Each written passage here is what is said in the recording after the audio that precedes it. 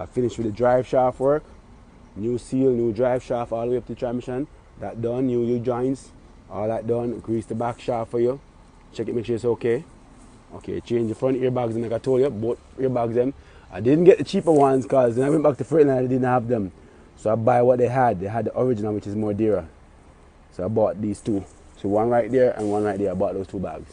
Okay, and I'm finishing up the air leaks and on the bags and everything and on the truck. Okay, so I'm getting that done. I'll call you when I finish up.